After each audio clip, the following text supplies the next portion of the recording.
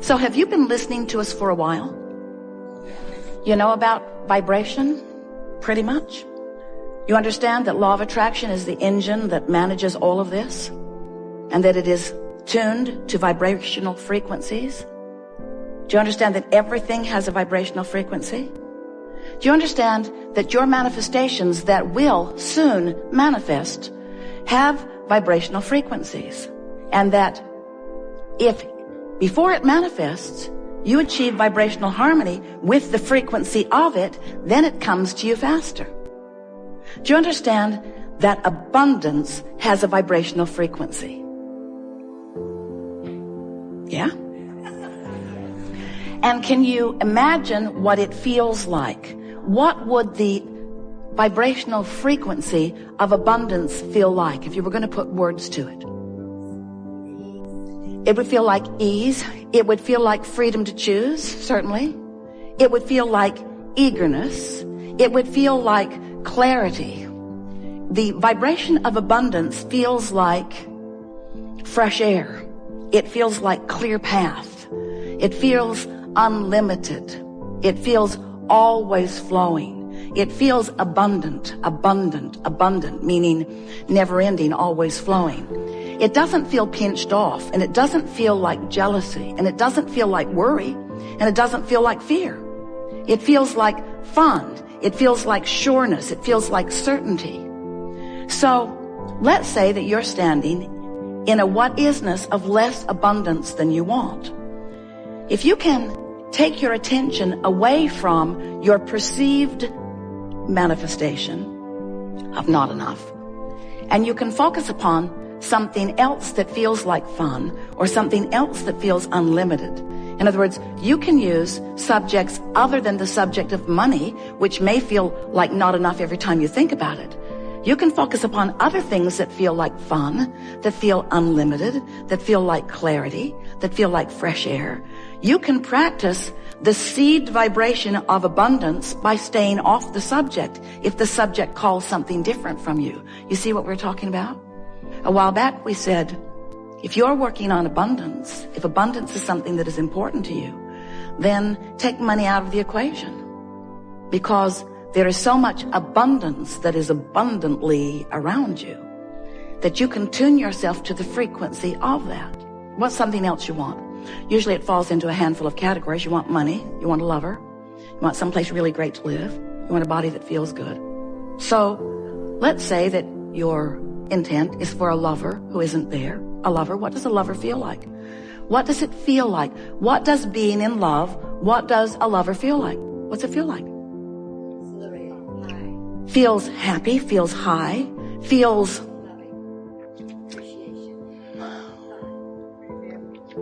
pretty damn good. Feels like well-being, feels like homecoming, feels like security, feels like appreciation, feels like being appreciated, feels effortless, feels like ease, feels natural, feels like desire. In other words, if you can get to the general vibrational reason behind what you want, which is why do I want it? The question, why do I want this thing, will bring to you. Then we know you can begin practicing the vibration of the manifestation that is coming. Now here's the thing that we know that often you don't know that we so want you to know, and that is that everything you've asked for is coming. And the only question is, how long are you going to keep yourself from it? Do you understand that there is abundance, immeasurable, abundance not recognizable by most of you, abundance not yet experienced, let's just put it that way, by most of you, abundance for you, vibrationally queued up, and that all you've got to do, the only thing you've got to do is to practice the vibration of it, and it makes its way to you in so many different life-giving, fun ways. But you got to practice the vibration of it. And that's what trips humans up. We love you very much. You know what's coming next. But you don't, for the most part, practice the vibration of what's in your vortex. You practice the vibration of what's already manifested. And what's already manifest is a puny comparison to what's available to you. We have one small story to tell you, and we think it lays the basis of everything that we're going to be talking today really well for you. So imagine that you're standing here as your point of attraction, and that law of attraction is going to help you rendezvous with everything that is vibrationally active within you. So it's like there's a pipeline between you and what you've been thinking about, wanted and unwanted. So we call this pipeline the path of least resistance, because as you think about it, you offer a thought that opens the pipeline. A thought that you hold for as little as 17 seconds is powerful enough. But once you cross the 17-second mark, we're not kidding you. This is precise. Another thought like it joins it. That thought's more powerful. So the path of least resistance between you and what you're thinking about is that much more. By the time you hold it for another 17 and then another 17, so you cross the 68-second mark, that path of least resistance is significant enough that there is going to be some demonstration to you if you're aware. The demonstration will come, you might miss it, but there's going to be some demonstration of the pathway you've laid. So Esther has some beautiful water features in Texas. It's at the Abraham Hicks Center. And there's a headwater and a little stream, and it comes down some rapids and falls into a bigger pond. And the stream was getting cloudy. And so it was finally determined, after trying a lot of different things, that the pipes that were putting the water back in, first pipes take it into the filter filters it and aerates it and puts it back into the stream. And those coming back in pipes were clogged. So the stream was cloudy. Couldn't see the fish. So they just laid some new pipes. Didn't dig the old ones up. They were buried really deep. Just laid some new pipes. Didn't bury them quite as deep. And now the pond is clear again. So we began saying to our friends, you friends, you may have some clogged pipes. Because if you're asking for things that aren't coming, it may be that you've got some clogged pipes. So it was a sort of fun analogy to play with. Let's get those pipes open. And the better you feel, the more your pipes are open. But then later, the analogy began to evolve. And Esther heard us say, as she's listening back on one of the recordings, that those pipes closed up from neglect. And something about that just jumped out to her. And so she sat and wrote with us. She's working on a new book. We are writing it. It's called The Grid, which really is the label that we're giving to what your point of attraction is. What are you doing? It's like a grid or a framework that's filling in with the details. But what are you vibrationally building? What grid have you established that is filling in with all of the details? And so, as Esther is thinking about these pipes that have clogged up with neglect, we said to her, there are things that you've opened a path of least resistance to, that you don't want to rendezvous with. So why not let those pipes close up from neglect, lack of attention? And there are those things that you really want to establish a pathway to, a path of least resistance to. So why not keep those pipes open by attention? So we just want to say to you, in the simplest way, you heard that so completely, that anytime you're opening a path that's leading to something that you do not want, every time, no exceptions, you feel negative emotion. And every time you're opening a path that's leading you to something you do want, every single time, no exception, you feel positive emotion. We have enjoyed this interaction immensely.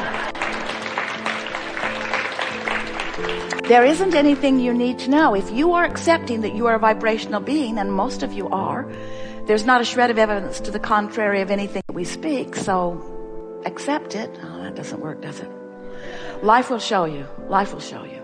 So if you accept that you're a vibrational being, and if you accept that you're constantly emitting these vibrations, and that these vibrations, which are the same thing as your thoughts or your interests, past, present, or future, whether you're observing it or imagining it or remembering it, you're thinking about it.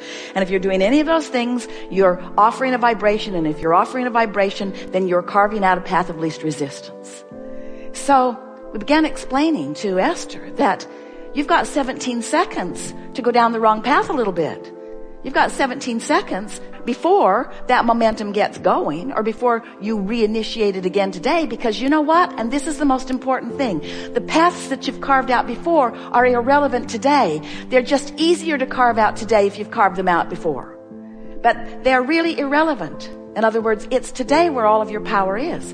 So it's your propensity to lean in a direction of wanted or unwanted. It's your propensity to feel negative or positive. It's your propensity. Your mood is a propensity. It's not something that's stuck in your vibrational craw. It's not something that has been memorized that you can't get around. You are free to reset the button anytime. So Esther was talking to a friend the other day, and she said, I have something to tell you, but I only have 17 seconds to do it in.